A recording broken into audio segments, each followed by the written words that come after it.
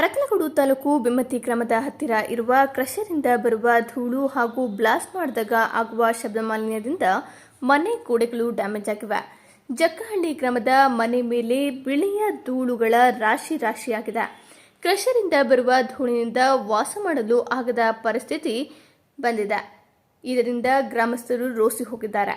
ಅಧಿಕಾರಿಗಳಿಗೆ ಹಿಡಿಶಾಪ ಹಾಕಿದ್ದಾರೆ. ಭೀಮವಿಜಯ ಹತ್ತಿರ ತಮ್ಮ ಅಳಲನ್ನ ತೋಡಿಕೊಂಡ್ರು ನಮಗೆ ಮುಕ್ತಿ ಯಾವಾಗ, ನಾವು ನೆಮ್ಮದಿಯಾಗಿ ಉಸಿರಾಡುವುದು ಯಾವಾಗ ಎಂದು ಜನರು ಕಣ್ಣೀರನ್ನ ಹಾಕ್ತಿದ್ದಾರೆ.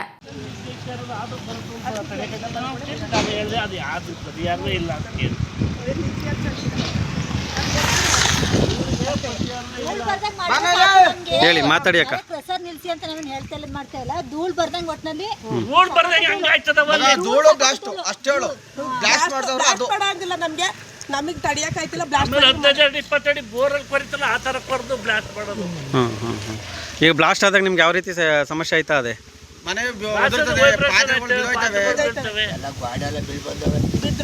ಬಂದವೆ. ಆಮೇಲೆ ಇದು ಮಾಡ್ಯಾರ ಮುಂದ್ಗಡೆ ಕಾಂಪೌಂಡ್ ಹೊಡೆದು ಮೂರು ಪಕ್ಕಳಾಗಿದೆ. ಓಕೆ, ಅಂದ್ರೆ ನಿಮಗೆ ಸಿಕ್ಕಾಪಟ್ಟೆ ಸಮಸ್ಯೆ ಆಯ್ತಾ? ಅದೇ ಎಷ್ಟೊತ್ತಿನಲ್ಲಿ ಬ್ಲಾಸ್ಟ್ ಮಾಡ್ತಾರೆ? ನಾವು ಹೇಳಿ ಕೇಳಿ ಎಲ್ಲ ತರದಲ್ಲೂ ಮಾಡಿಬಿಟ್ಟಿದೀವಿ ಇಲ್ಲಿವರೆಗೂ. ಆದ್ರೆ ಯಾರು ಬಂದು ನಿಮ್ಮ ತರ ಇಲ್ಲಿ ಕೇಳಿಲ್ಲ. ಯಾವ ಅಧಿಕಾರಿಗಳಿಗೆ ಲಂಚ ಕೊಡ್ತಾರೆ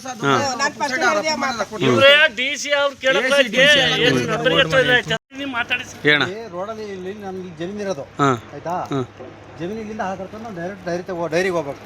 ಟೈಮಿಂಗ್ಸ್ ಇರೋದು 6:15 ಇಂದ 6:45ಗೆ ಟೈಮಿಂಗ್ಸ್ ಇರೋದು. 6:45 ಆಲ್ರೆಡಿ ಆಗೋಗಿತ್ತು ಟೈಮಿಂಗ್ಸು. ಇವರು ಅಡೆ ಹಾಕಿದ್ರು, ನಾನು ನಿಲ್ಲಿಸ್ತಿಲ್ಲ. ಟೈಮಿಂಗ್ಸ್ ಆಗೋಗೈತೆ. 15 ಲೀಟರ್ ಹಾಲು ಉಳ್ಕೊಂಡ್ರೆ ಯಾರಿಗೆ ಲಾಸ್? ದನಿತಾನೆ ಲಾಸ್. ಅದಕ್ಕೋಸ್ಕರ ನನ್ನ ಪಡೆ ನಾನು ಹೋದೆ. ಆ ಕಡೆಯಿಂದ ಮತ್ತೆ ಬಂದೆ. ಮಕ್ಕಳು ಜಮೀನ್ ಹತ್ರನೇ ಇರ್ತಾರೆ ಡೈಲಿ. ಯಾರು ಬೇಕಾದ್ರೂ ಕೇಳ್ಕೊಳ್ಳಿ, ಇದು ಸತ್ಯ ಇರೋದು ಸತ್ಯಾಂಶ. ಅಲ್ಲಿಂದ ವಾಪಸ್ ಮತ್ತೆ ಮನೆ ತಕ್ಕ ಹೋದ್ರೆ ನಿಲ್ಲಿಸ್ತೆ. ಇಷ್ಟೇ ನಿಮಿಷ 2 ಸೆಕೆಂಡಿಗೆ ಬಂದ್ಬಿಟ್ಟು ಹಿಡ್ಕೊ ಹೊಡೆಯೋದು. ನಿಮ್ಮ ಮೌನ ಹೊಡೆದ್ರು ಏನ್ ಹೋಗಿ ಓಡಾಡ್ತೀವಿ? ರೋಡ್ ಅವ್ರ ಅಪ್ಪಂದಂತೆ ರೋಡು ಓಡಾಡ್ಬೇಡ ಅಂತ. ನನ್ನ ಜಮೀನ ಎಷ್ಟು ಸರಿ ನಾನು ಮಾಡ್ತೀನಿ ಸರ್, ಕೇಳಕ್ಕೆ ಇವ್ರು ಯಾರು? ನನ್ನ ಜಮೀನ ಎಷ್ಟು ಸರಿ ನಾನು ಓಡಾಡ್ತೀನಿ, ಕೇಳಕ್ಕೆ ಇವ್ರು ಯಾರು? ನಾನು ಕೇಳ್ತಾರದು ಇಷ್ಟು. ನನ್ನ ಜಮೀನ ಹಂಗೆ ಓಡಾಡಬಾರ್ದು. ನಾನು ಪರ್ಮಿಷನ್ ಇಲ್ಲ ರೋಡ್ ಓಡಾಡಕ್ಕೆ. ಏನಕ್ಕೋಸ್ಕರ ಹೊಡಿತಾರೆ ನಿಮ್ಗೆ ಇವ್ರು ಹಿಡ್ಕೊಂಡು ಕೇಳಕ್ಕೋ ಕಂಪ್ಲೇಂಟ್ ಕೊಟ್ರೆ ಕಂಪ್ಲೇಂಟ್ ರೈಸ್ ಆಗಿಲ್ಲ ಇದುವರೆಗೂ. 12ನೇ ತಾರೀಕಲ್ಲಿ ಜನವರಿ 12ನೇ ತಾರೀಕು ಹೊಡೆದಿರೋದು ಇಲ್ಲಿವರೆಗೂ ಕಂಪ್ಲೇಂಟ್ ರೈಸ್ ಆಗಿಲ್ಲ. ಇದೆಲ್ಲ ಪ್ರತಿಯೊಬ್ಬರಿಗೂ ರೋಡಲ್ಲಿ ಓಡಾಡಂಗಿಲ್ಲ. ನೀರು ಹಾಕುವ ಅಂದರೆ ಮನಸ್ಸಿಗೆ ತಗೊಳ್ಳೋದಿಲ್ಲ.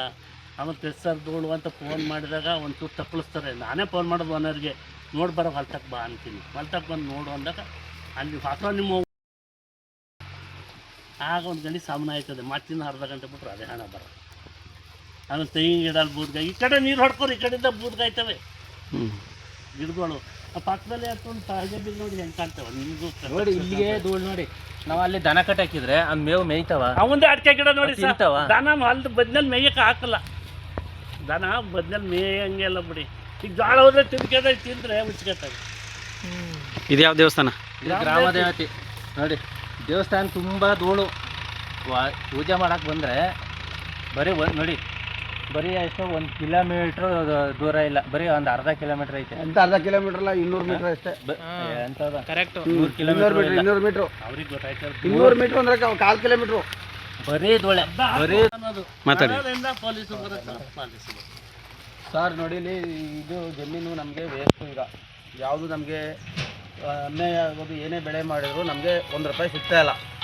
ಯಾಕೆ ಅಂದರೆ ಮಲೇಷ್ಯಾ ಸ್ಟೋನ್ ಕ್ರಷರಿಂದ ಧೂಳು ಬರ್ತಾ ಇದೆ. ಅದು ಬಿಟ್ಟರೆ ನಮಗೆ ಆಮೇಲೆ ಬ್ಲಾಸ್ಟಿಂದ ಪ್ರಾಬ್ಲಮ್ ಇದೆ ನಮಗೆ. ಅವ್ರದ್ದು ದುಡ್ಡು ಐತೆ, ನಮ್ದು ದುಡ್ಡಿಲ್ಲ. ಅಧಿಕಾರಿಗಳು ಬಂದರೆ DC ಬರಲಿ AC ಬರಲಿ 50,000 1 ಲಕ್ಷ 2 ಲಕ್ಷ ಕೊಟ್ಟು ಕಳಿಸ್ತಾರೆ ಆಯಿತಾ. ಅವ್ರೇನು ಮಾಡ್ತಾರೆ ಅಂದರೆ ತಾಡಿ ಹೇಳ್ತೀನಿ. ಅವ್ರೇನು ಮಾಡ್ತಾರೆ ಅಂದರೆ ಬ್ಲಾಸ್ಟ್ ಮಾಡೋದಿನ ಒಂದೇ ನಾನು ಕರೆಸಿದ್ದೆ ಎಲ್ಲರೂ.